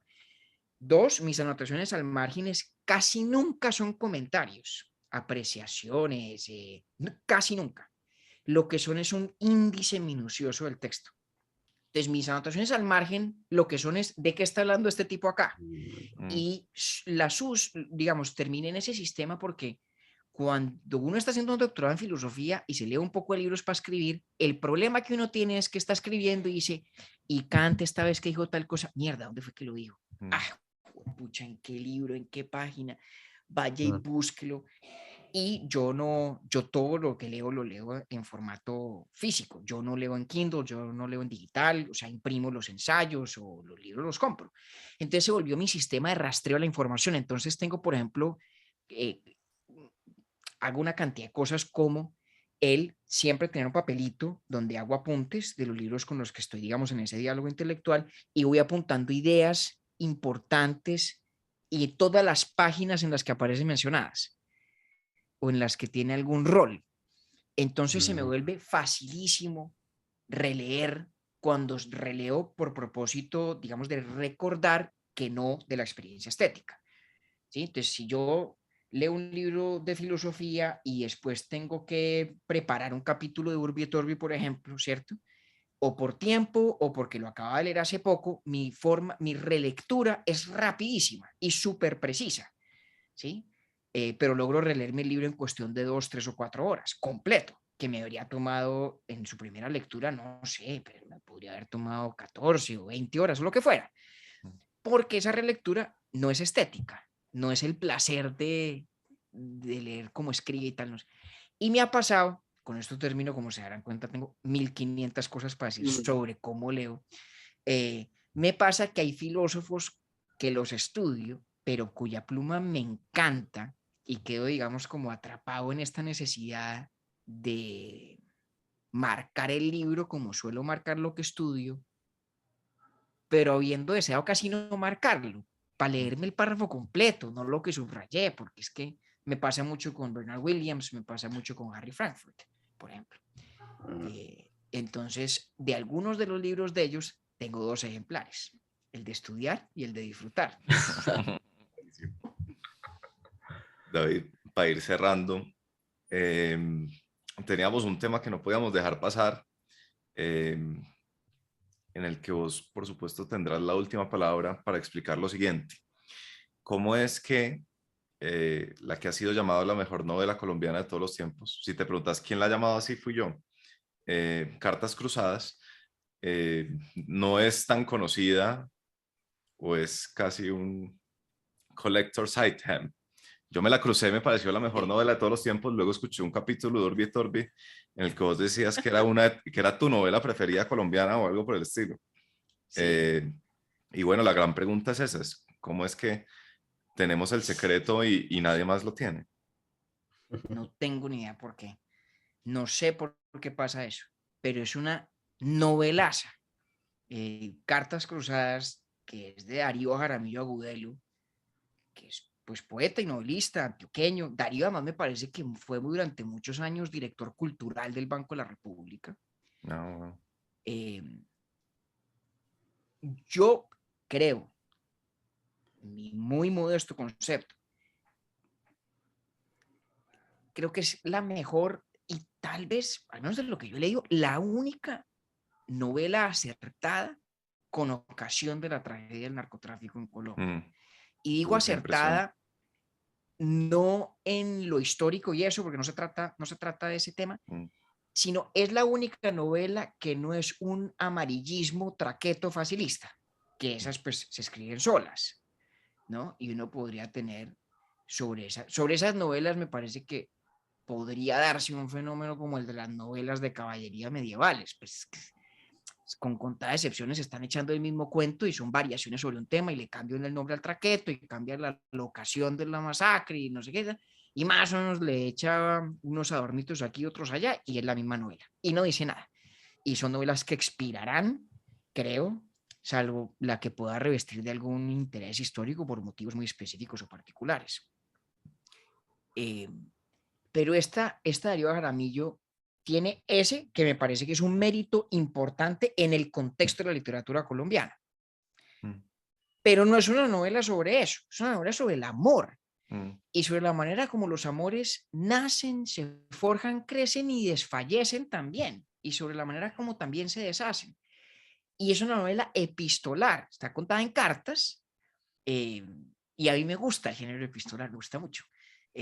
Incluso mi otra novela colombiana de mis favoritas tiene en común con esta solamente eso, lo único que tiene en común, y es que es epistolar, Tamerlán de Enrique Serrano, que es sobre Timur Lenk, un emperador mongol, me parece que del siglo XIV, o sea, no podría ser más disímil en tema y propósito, pero ambos son epistolares y me encanta. Entonces tengo debilidad por el género, me parece meritoria dentro del contexto de lo que se estaba escribiendo en Colombia en ese momento, y que era tan fácil hacer, y me parece que además tiene es una construcción literaria del amor muy bella y de la amistad. Es una novela bellísima. Además, la experiencia mía de mi última lectura de esa novela fue muy especial, porque la leímos María Cristina y yo en voz alta, nos la leíamos turnándonos las cartas. Entonces, además, la experiencia de la lectura para mí fue particularmente provechosa. Es una novelaza. Y no contesté el secreto. O sea, no sé por qué nadie más sabe, pero sí sé por qué a mí me gusta tanto.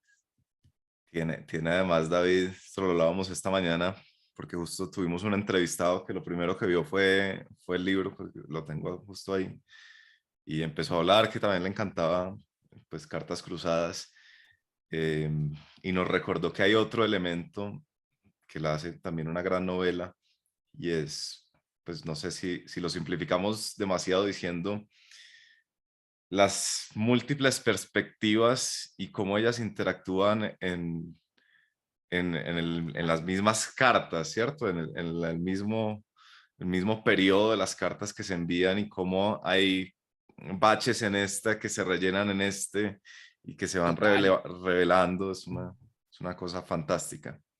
Pero Totalmente. vos tenías también un secreto guardado, porque este es el único que yo he leído de Darío Jaramillo Agudelo. Compré uno de poesía, pero es como para tener uno de poesía ahí, por si alguien me pregunta que si tengo libros de poesía para indicarse, pues yo no creo que me lo vaya a leer, pues hasta que cumpla 50, o yo no sé cuándo empiezan a leer poemas. Em, pero vos tenías otro que es ¿cómo se llama? De Darío Jaramillo, que Guía para viajeros. Yo he leído bueno, dos novelas y fuera algunos de sus poemas, sobre todo unos en una colección muy pequeña que se llama Gatos, que son poemas sobre gatos, que es un libro muy mm, simpático, muy divertido. Ujú. Pero está Cartas Cruzadas, que es soberbia, como veníamos hablando. Memorias de un hombre feliz, que no me parece una novela del calibre de Cartas Cruzadas, pero luego tiene un libro que es un bestiario, que se llama Guía para Viajeros, que a mí me encanta y lo he regalado mucho. Yo creo que Guía para Viajeros y Tamerlán son de los libros que más he regalado. No Cartas Cruzadas, porque es largo, entonces puede ser intimidante si uno no conoce suficientemente el gusto literario de quien va a recibir el regalo, y porque además no era fácil de conseguir, hasta ahorita que Pretextus lo volvió a editar. Pero Guía para Viajeros es espectacular. Es un libro sobre criaturas imaginadas y a mí me parece que es un libro de poesía, en esencia. Eh, y es divertidísimo, es fantástico. O sea, las criaturas que se inventa Darío Jaramillo son maravillosas. Además, porque hay una con la que me siento plenamente identificada, que son los frusos. Que el día que te leas el libro te vas a dar cuenta que los frusos, entre otras cosas, mueren cuando hay pliegues en las sábanas, que es una forma muy poética, muy elegante de expresar el temperamento de quienes tenemos propensiones psicorrígidas y Ujú. compulsivas. Entonces, ese es un libro bellísimo, es un libro, digamos, frente al cual la experiencia estética es un deleite. Es este que te lo recomiendo para que complementes la imagen de Darío Jaramillo ya habiendo leído Cartas Cruzadas. maravilloso. Una muerte muy honrosa por demás, la de los pliegues de las sábanas. ¿Sí o no? Muy Nico, ¿qué elegante. más? No, yo creo que ya, David, mil gracias. Te Eh, liberamos, David. Muy ¿Por chévere qué? esto. ah, Perdón la curiosidad, ¿por qué vos crees que Heródoto dijo que la vida es acción? Dice life is action. No creas que yo leí a Heródoto. Lo leí en una de mis biografías que a vos no te gusta, que lo citaba mucho el secretario de Estado creo que de Truman o algo así. Life is action. Sí, Obviamente ¿quién es una sería? pregunta. Morgenthau, seguramente No, Morgenthau. era ¿Cuál? ¿quién? El secretario de Estado era Dean Acheson, Acheson, no sé cómo se pronuncia. Dean Acheson. Sí, Exxon, sí. Morgenthau fue secretario de Estado de quién? ¿Fue Roosevelt? ¿FDR? Bueno, no me acuerdo. Em, pues eso es una de dos cosas, o trivialmente cierto o falso. O sea, si la vida es acción en el sentido de que la experiencia de vivir significa hacer cosas, pues evidentemente eso es trivialmente cierto. Y una de las muchas cosas que uno puede hacer es sentarse a abrir un libro. Eh, y si lo que quiere decir es que la vida es acción en el sentido de salir allá, hacer cosas con las manos y los pies y tal, ¿no? O no sé yo qué signifique eso, tal vez el análogo contemporáneo sería salir a trabajar y hacer plata o a emprender y crear una empresa y no sé qué. Pues es evidentemente falso, porque esa es una de las muchas cosas que uno puede hacer, perfectamente válida y legítima, pero pues ciertamente no la única. Y además, no lo que hizo Heródoto, o por lo menos no lo que lo hizo memorable, Claro. que fue haber escrito un libro. Maravilloso. Perdón la pregunta capciosa y nuevamente, gracias, David. No, señores, a ustedes gracias. Siempre un placer conversar con ustedes dos. Gracias, David.